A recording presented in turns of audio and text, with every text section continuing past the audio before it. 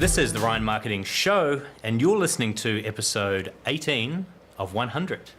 Today I'm joined by Fiona Ritchie from Simply Indulgent in Taradale, and we're going to be talking all about beauty therapy and getting a business started from zero to doing very well in what, was it just under 3 years? About 3.5 years.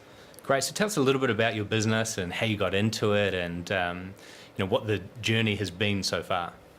Beauty therapy was something that started with a dream to be a hairdresser as a young woman. My father said, Fiona, you won't make any money in that, so I went along and I ended up doing dental nursing. So a very strong anatomy and physiology background. Moved into medical sales for a long time and then into marketing and communications, which has been incredibly beneficial. Once I got into Hawke's Bay and away from the corporate world of Wellington marketing, I felt that I was coming to the end of that and wanted a change to be able to run something that I owned and that I could do something with and make a difference to people who were potentially suffering from skin conditions, suffering from ill health, or having nursed someone through ill health. So I have a bit of an altruistic background as well, coming from a family that care a lot about the community and the people in it. So I decided that beauty therapy would be a lovely way to run. I was going to work from home and look after people, doing fluffy things. Once I got into the training, and had they told me this before I started, I probably would never have done it. It is the most intense training of anything I have ever done in my life, to the point where the final international examination is run over 9 hours. You meet someone you've never had before. You've got to work with that person totally blind with all the knowledge you've gained over the past couple of years and be able to create the right treatments to suit that individual within that time frame. It's exhausting, nerve-wracking, but one of the best things I ever did and I've ever done, and made me realise that I'm actually okay at what I do and I can run a business. So by the time I'd left school and I knew that I was going to do my own thing, I had 68 clients. And I realised that working from home wasn't going to work because the bylaws were starting to change. I didn't want to invest the money into creating a clinic in my own home. I was in a cul-de-sac, so wasn't going to get much foot traffic passing, and looked for premises here in Taradale. Taradale was a perfect opportunity because there was only one major competitor here, and I think they were looking for somebody new, something different. And I decided to go down a clinical boutique line. The reason for that was that beauty therapy has changed. It's not fluffy, it's not a beautician anymore, it's about therapy, about skin therapy. And it was something that I really, really loved, and I could see the difference. So I approached the local chemist and set up in a little room there. Was there for a year. They didn't open late nights, and there was an opportunity to go to another pharmacy that didn't work, but was a big learning curve for me, and came back to Taradale. In May 2015, I opened my own place in the Lee Road complex behind Four Square, and haven't really looked back. And this is where we are now. Yes. So this premises has only been open a year. Yes. And what are some of the big learnings that you've gone through as a business from operating under the umbrella of the pharmacy through to now operating on your own premises with your own branding? I think the opportunity was that there was a ceiling wherever I was before. I could only do as much as I was allowed to do under their rules or their opening hours or their branding. And I was also affected by how they managed their businesses, so how their people were, what they listened to on the radio, how the lighting affected the ambience within the businesses that they owned, which was very great for them, but was not working for my brand. So the opportunity was to come here to create a discreet environment that was private, that was relaxing, calming. And I think we've done that. And great foot traffic and free parking always goes a long way. So being able to have that full control over that environment, then you can create the type of experience for your customers that you would want to experience if you were a customer here. Yes, very much so. It allows us to also display our retail product in a better way so that people have the opportunity to see what else we work with. The idea is for a client to come in here 15 minutes prior to an appointment, have a cup of tea, a herbal tea, sit down, listen to our music, which is usually very restful and peaceful, and people kind of almost nod off. We've got fabulous magazines on style and creativity. We also have Rushing Woman's Syndrome, the book by Dr. Libby Weaver. So people kind of get the opportunity to just kind of chill out. They're half asleep by the time they get on the bed, and that's half our battle done, because we really want them to be relaxed by the time they come into us. Okay. Now, it's one thing to have those initial 68 clients. Then when you get your own place, there is then some pressure because you've now taken on lease and expenses and potential for staff. How have you gone about growing the business from that 68 to where you are now? What are some of the strategies you've employed, or what are some of the things that have happened that weren't planned that have been very good for the business? So the initial development was done mostly by Facebook. That was quite big for us, actually, and I used Grab One twice, which was also really good because it's a relatively inexpensive way to get your brand out to many people, but it's not something I would continue with. And but why is that? I believe that it would probably dilute my brand now. We are a boutique, exclusive beauty therapy clinic, and I just think that we've reached a level where we can, we don't have to just discount. Yeah, so good for a business that is just getting started to grow big awareness quickly, but not something you want to become reliant on for customer and repeat trade. Very much so. Okay, and talk me through the Facebook side of it. How did you see the success there? So Facebook was great. It was a one-to-many option as well. You were able to, in the early days, get out to many people with Facebook business marketing. It didn't cost you, so it was a really cost-effective method to get out to many people. And you could run competitions on there, and people would share it. And there were some limitations around using photos, that type of thing, which you certainly have to learn very quickly. It was a new media for myself, having done mostly email marketing and that type of communication in the past, direct one-to-one letters. And along with that, I did create an email marketing list. So I collected all the information, kept that, and started to use MailChimp. And I still do now use MailChimp as a free method of getting my email communications out. So we've also used Facebook to collect subscriptions to our email marketing communications. Facebook is also linked to our booking system. Our booking system is Timely. Timely is a New Zealand-based company that's open to me in real time. I'm not talking to somebody in the Philippines, and I can talk to them at any time during the day or night. And it's I think, a very quality company. What it allowed me to do early on was to forget about how to book people and worrying about missing the opportunities to get new people, and giving them the opportunity to choose when and how they wanted to come in and see us. So I was not reliant on having a receptionist.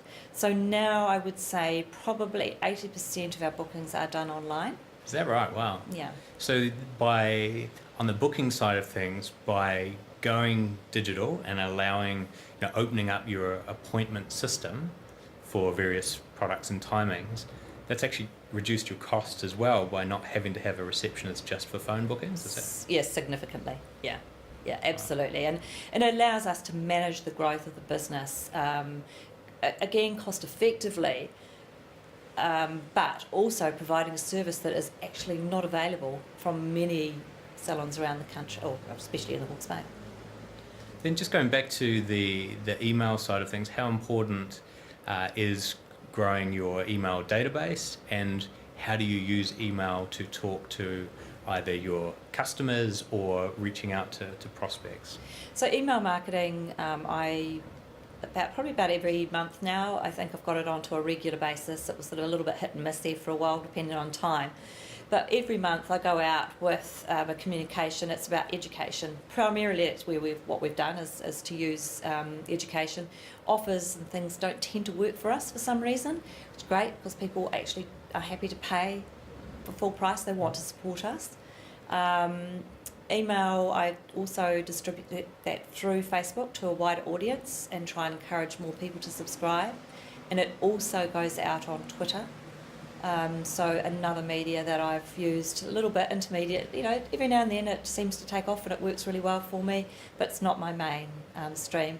We're just starting to go on Instagram as well, so popping up some of our makeup line images on there. There's some photography that's just amazing, so why not use it? But it's also a method to get out to the different target audiences that I want. We're primarily working with people 35 to 64 at the moment. I want more people. You got some customers. Hello, how are you? Hi, good, thanks. Hi. How can I help you today? Buy some vital C's. Okay, yeah, great. How are you, Yeah, Louise? good, thanks. The cleanser? Awesome. It's been a bit wet out there now. And cold. Yeah, oh yeah. It's dropped quite a lot. Oh, that's no good. You're lucky to get me. Gonna love that. Apart from the interruption, it's Glad we right. came in for the interview. That's, Yeah, good to be open. Oh, exactly, that's right. Never stop a customer coming in. No way, never, ever, ever. No. We usually during the summer we're open on a Monday, but we close, in the winter because most people have been trained that beauty therapists are closed on Monday. So True. yeah. So we were talking about the different social media channels and how you just got into the Instagram side of things. How do you change what type of content you put on different channels, or are you putting the same type of content on Instagram as you were on Facebook? Probably adapt the same thing in a way, and the reason for that is obviously you've got different lengths of time that you've got people's attention for, and there's only so much interaction that's available to get back from different media. So with Instagram it's kind of like a little snapshot. I might even put some funnies up on there, and but on the Facebook I'll be asking for interaction. So at the moment I've got a campaign that's running that how do you apply your eyeliner to each eye, is it a problem for you or whatever, and make a comment and you win something. And so just sharing it around the different media, again, it's that whole, repetition, and hopefully the same people, if not more, might pass it on or share it. And have you got any specific advice around how you grow an Instagram fan base, given that you're at that early stage? I think it's a bit of a toe in the water thing. I probably, it's a younger market for me, which is what I want. We want young women, young men to start looking after their skin now, so they don't have to spend loads of money to turn back the clock later. So you know that's a business imperative. You've got to go after that market. Yeah. And your assumption is they've moved to Instagram, or that's where they're hanging out, not Facebook? Oh, they're Snapchatting or they're Instagramming, and it seems to me, just watching some of my younger friends and family, that they are moving on to Instagram with their photos. So I'm thinking, well, I need to be in there. So I tend to watch those little trends and just sort of see, what's happening. So it's a little bit of a suck and see, and looking at what my suppliers are also doing with their own Instagram communication. So it's really exciting. I think, just like as an aside, I think you'll be very successful there. Instagram is very much a visual medium, and anything that's beauty-centric goes off. Oh, honestly, Youngblood is our mineral makeup brand. Pauline Youngblood is American Indian, so hence the name. It sounds a bit weird to Kiwis, but their photography and their use of Instagram is fantastic, and they also really support their beauty bloggers. So blogging is another big thing. Blogging is something that I've got into over the last year as well. Yeah, I've noticed there's a few articles there on the simplyindulgent.co.nz site. Yeah. How do you decide what type of content you're going to write about? It could be seasonal. I must admit I'm not as organised and planned down to that tactical level as I should be. I guess I'm a little bit reactive in some ways. But yeah, seasonal it will be, or if I'm seeing an increase in acne clients coming in, for instance, the teens, I'll start to do some sort of educational things on there. So essentially it's around education, it's around, it might be in conjunction with a campaign. We ran a campaign recently where it was an amnesty, bring in your old skincare, and we'll give you a trade-in value of that as a discount on switching to our skincare. So we did that as blog as well, sort of tend to watch some of the really good beauty therapists who are really into these spaces internationally and just glean some ideas from them. So that was amazing, that campaign. Oh my God, our monthly spend on beauty products that month went up significantly, and it's just been really cool. Fantastic. How do you go about choosing which product brand names to support and endorse? It's a minefield. There is some really good stuff out there. I chose Image Skincare, which is my key, my hero skincare line. It's a cosmeceutical, beauty therapy only, and you can only buy it by prescription. And the reason I chose that was probably halfway through my last year at school. A friend of mine said, "Look, I love this stuff, can you find it?" God, I couldn't find it anywhere. It was in Christchurch, so I spent 2 hours on the phone to the CEO, and we're very similar people, and I just haven't looked back. It's cost effective, it's a growing brand. They sponsor Miss Universe internationally.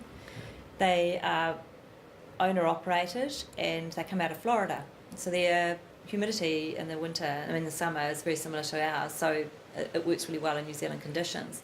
But great brand, great price, fantastic support, and the innovation is just continuing. They've just released a collagen shot, which is the latest and greatest. It's a liquid collagen. Normally collagen comes in a powder form, which is actually quite difficult for the body to assimilate. So it works well with us. What we've done is we've actually started to go from the inside out, as well as our clinical treatments. So we actually work on a holistic basis. We have flaxseed oil and supplements. Now we have a collagen shot, so to complement our fantastic skincare range. So, and it works. It really, really works. What can people do, on their own to look after their skin? What are the things you should be doing in your teens versus your 20s, 30s, 40s? Is it different, or is it the same? Everyone is different. Every single person is different. However, if there's one thing that everybody, man, woman, child, should be doing, it's using sunblock on their face every day. In our teens, hormonal changes affect us, so therefore we need to have a really good skincare routine. It doesn't have to be expensive. They don't have to buy my product. I'll guide them, but maybe one of my products would be useful to them. Something with salicylic acid in it helps clear out pores and stop blackheads and pimples. And I'll teach them about personal hygiene. So changing your pillowcase if you're spotty, you're just going to transfer bacteria backwards and forwards.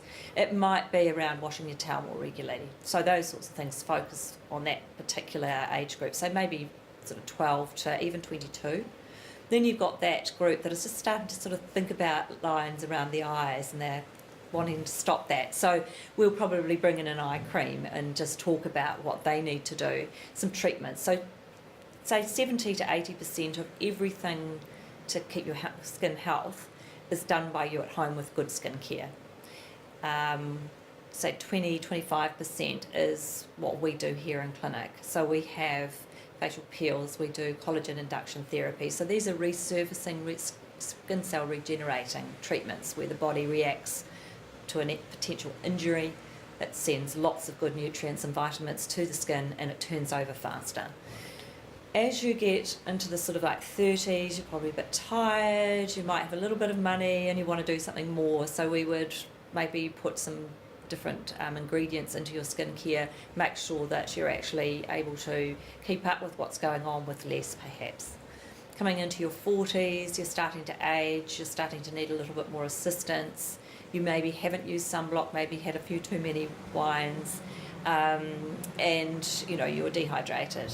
So again, it's holistic. We talk to you about your skin health from the inside. It's all around lots of vitamin C, vitamin B for stress as well as stress on the skin, and fish oils or flaxseed and safflower oil, which are the key ingredients that work within our bodies to help nourish from within. So they help with our digestion, they help with cells taking up water and nutrients and getting rid of toxins that cause acne or maybe eczema, those types of skin concerns.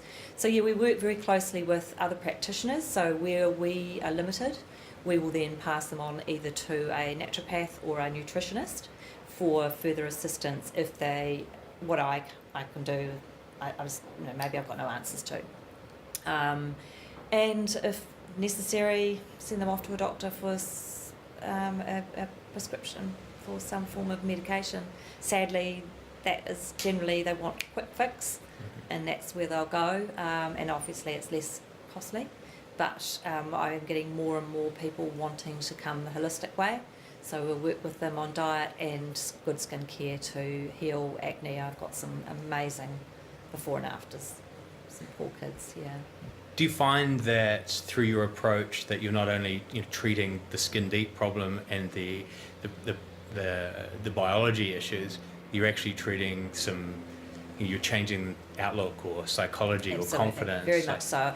One of the questions we ask in our consultation process is, how do you rate your skin out of 10? So 1 being bad, 10 being fantastic.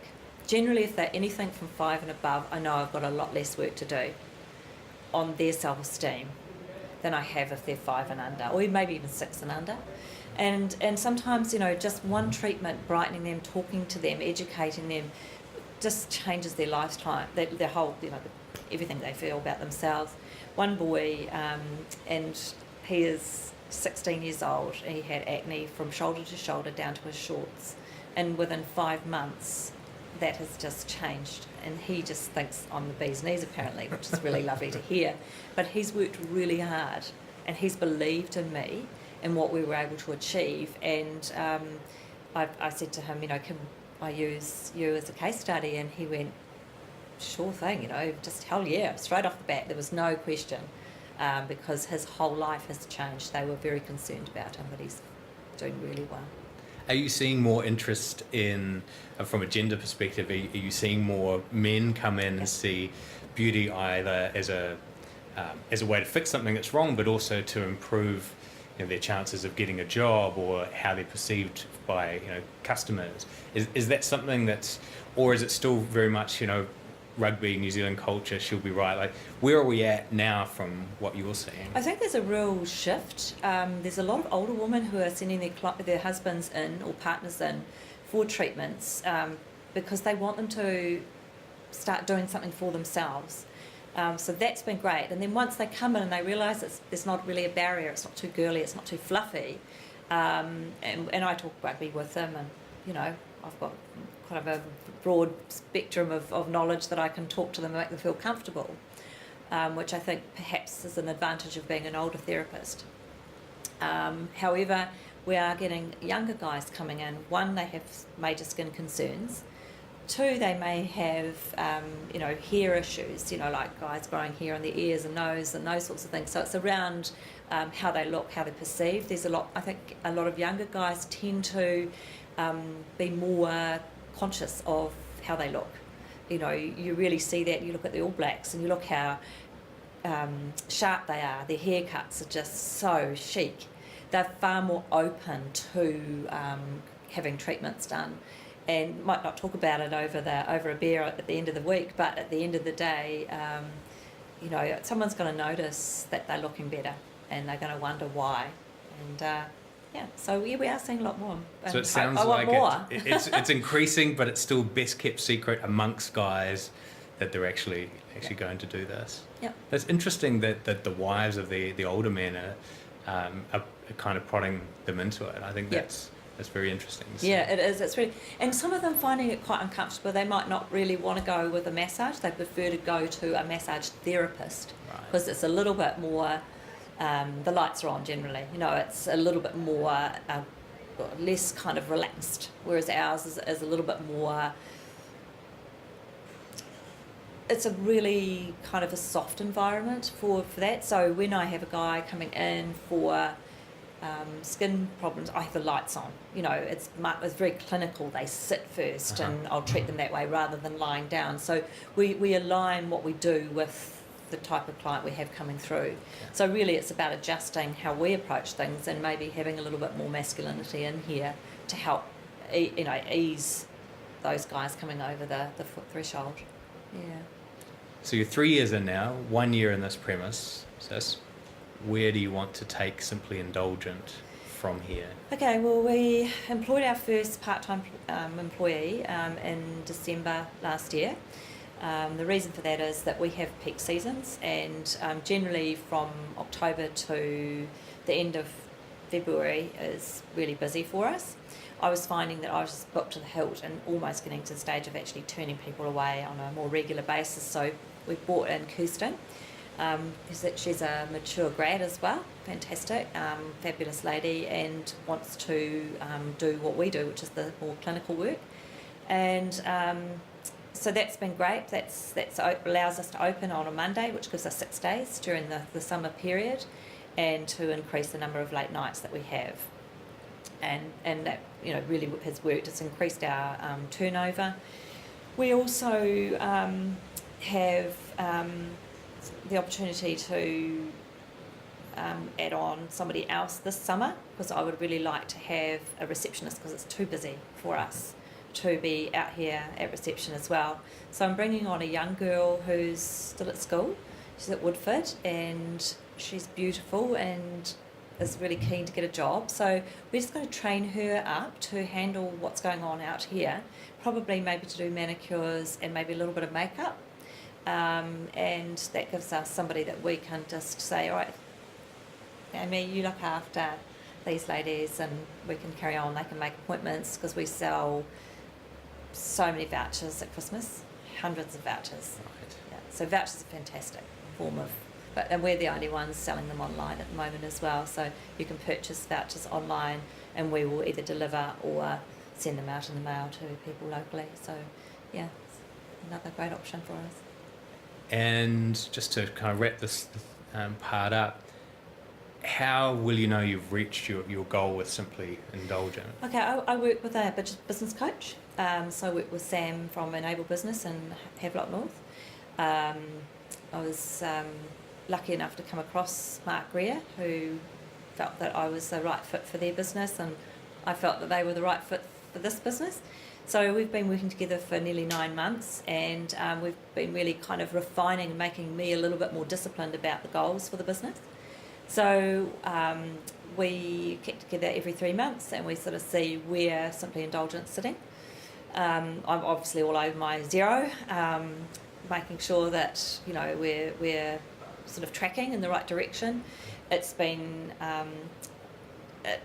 almost a little bit of a trade-off, bringing in someone and increasing their hours, because your outgoings increase.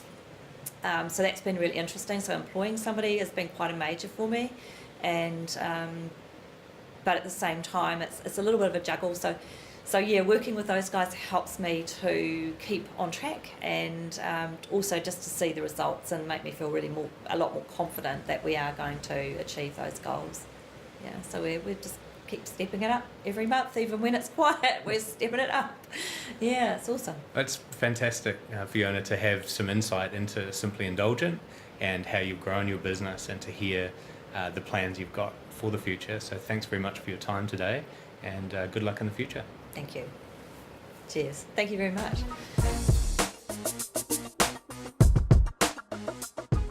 If you like this episode, remember to subscribe for free on iTunes. Simply search for The Ryan Marketing Show in the iTunes Store.